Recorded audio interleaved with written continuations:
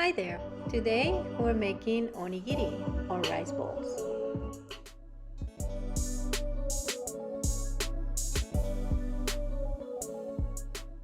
We're going to be using nori, umeboshi, and plain sushi rice. I've cooked the rice according to the recipe in the description box. You'll need to cool off the rice to room temperature before you use it. Cover the bowl and set aside while it cools off. Now let's cut some nori for the rice bowl.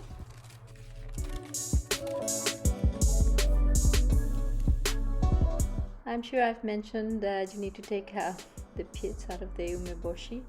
That's the main reason I chop it, just so that I don't forget to take it out. Otherwise I may just stick it in there, because in reality you're only going to put it in the center. And that just applies to the umeboshi filling. The other fillings you spread out a little bit more.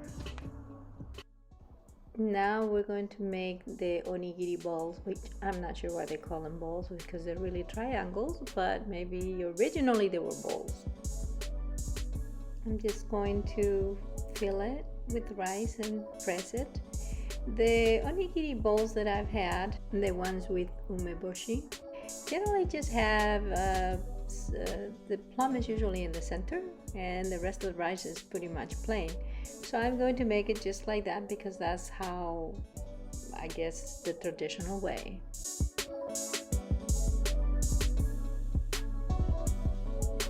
These rice balls are also known as omusubi. Now you top it with more rice, press it, and close the mold. I haven't used this before, so I hope it comes out of the mold good, doesn't stick. If you wonder if I put any grease or anything on the mold, I didn't. It's the straight rice, and I'm hoping that it's going to work fine.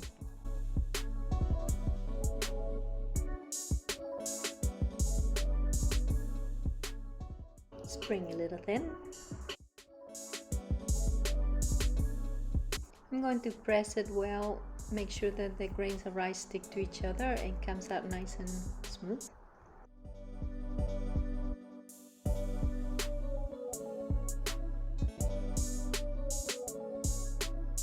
You don't have to wait for it to set. You just, as soon as you feel it's pressed enough, you take it out.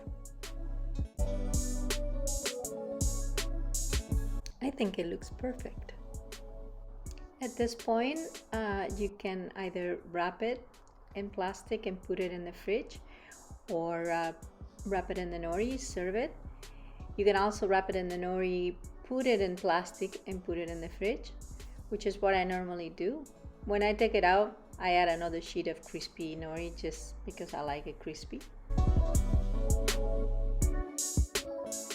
Also, if you've had the onigiri in the fridge for a while and it's a little stiff, you could put it in a bowl with a few drops of water, cover with plastic, put it in the microwave for a few seconds, and that should freshen it up. And that's it, all finished. You can serve it or wrap it in plastic wrap and store it.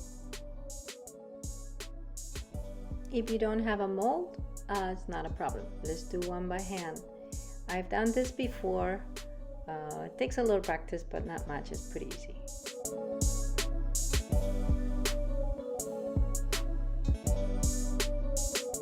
And so I put a handful of rice in the plastic wrap, and then I happen to have some leftover spam, so chopped it up and placed it in the center.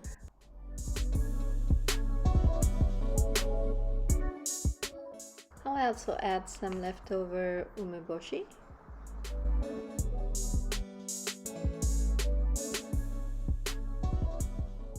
Now I top it with more rice. Not too much, just enough to cover the filling. There are plenty of things you can use as fillings, like salmon, teriyaki chicken, pretty much anything you like. And you make a neat little package with the plastic wrap. Just make sure that the rice is nice and tight.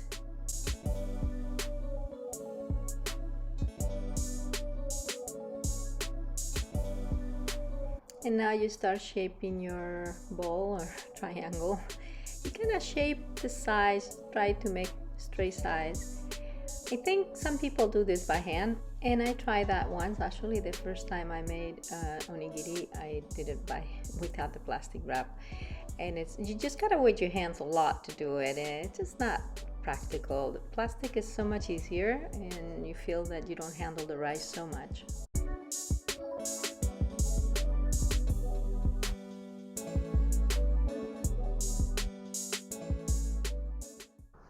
Okay, I think this is done.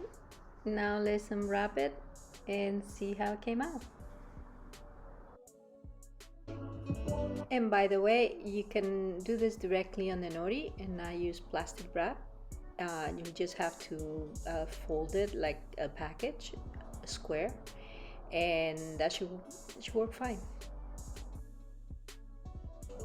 Of course, it's not as neat as with the mold, but it's gonna taste the same, and it still looks pretty good, I think.